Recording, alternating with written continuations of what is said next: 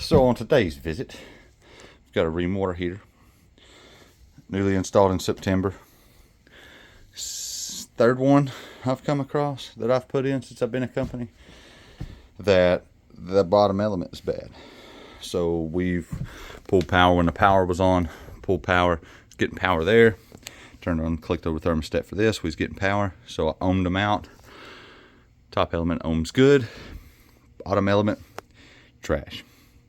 So we're going to drain it, pull it, see what's going on. We might pull it out and change this pan as well. Not for sure. But let's see what we got.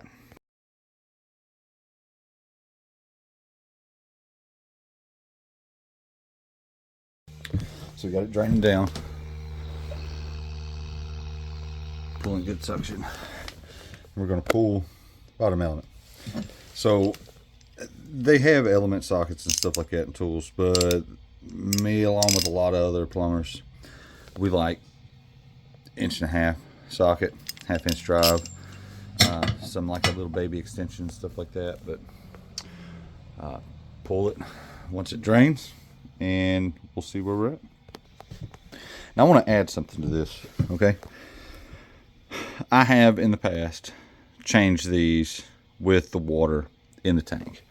Top elements are a little more forgiving. The bottom elements, it is what it is. You know, pull it, you know, stuff a towel or something in it and then put it back. Now, here's the thing. A lot of these 50s, bigger elements, they have an element that's shaped like this, okay? Whenever it pops, the top part right here wants to spread out. It wants to fork like this. So whenever you go to take this thing out, if this right here is facing this way, you can't get that thing out. And then you've got a tank full of water. I don't like trying to do that in an attic, okay? So for years now, I've just drained them down just for safety and security and pull it. Don't know if the pan is going to be stopped up downstream. Don't know if you fight it, and sometimes you can't get it back in to secure it with a gasket will pinch or anything like that. Second thing I want to address, I installed this tank, okay? I know, and I have known for over a decade now, never to dry fire a heater. So this water heater was not dry fired. That means it was full of water. All air was purged out throughout the entire property on the hot side and cold side before we energized this with electricity. So I know better not to dry fire one. So I can say I'm very, very, very confident that there was no air in this tank whenever it was energized, okay? And it's the bottom element. It's not the top element, it's the bottom element. This is the third one out of 4 that I've put in since June that have done this. This is a 50, the other one was a 50, and then I had one that was a 40. So I'm not for sure what's going on. I don't know if there's something going on with the electric side of Rheem now. You know, we were fighting it with the gas ones, now we're fighting it with the electric. I'm not for sure. I'm going to contact them because it's Christmas Eve, by the way. And a customer called and was like, hey, we got family over, we got functions going on, and we have no hot water. So we need to get it figured out. And I'm like, cool, on my way. So we're going to pull this element and see what it looks like, the condition of it, and we'll go from there. But I just wanted to address that. I don't like doing these with water on them too much anymore because of the mess or potential mess, and we're in an attic, and this was not dry fired. I can guarantee you that. Now this is what I was talking about. So I don't know if you can see it real well in there. So that thing is split whenever it ruptured. Now it is twisted and flared inside that tank. So now I can't. You see how it's expanded? So now I can't just simply you know, pull that thing out. It's got a bad, I gotta try to figure out a way to get that hooked and pull back a little bit, or try to straighten this thing all the way up to get it out. But it's bad. Brand new heater. Let me get some to pry on it and see if we can get it out. And it's out. This is you can see where it's split right there. That's exactly where the other one split too.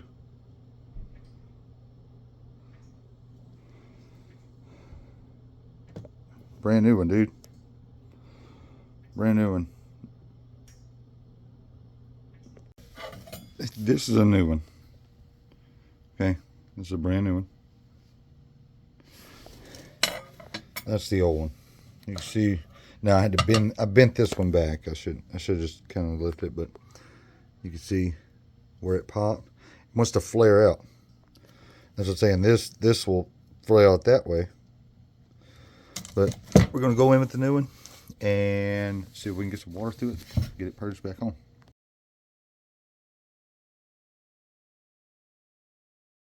All right, got it back in. Clean this stuff up a little bit. Got it back in, and no power on. Again, no power. Which the plug. Don't look at that. We're getting it filled right now. I got this off. We're getting it filled right now. We're getting ready to go through the house, purge all the air out and stuff like that. We're gonna check for any leaks and everything up here. After we get all the air, after we get everything out, then that's when we're gonna hook all our power back up to the top one and plug back in. That's when we're gonna energize it. So let's see where we're at. Getting all this out. All the air out. All the air. This is hot side on this.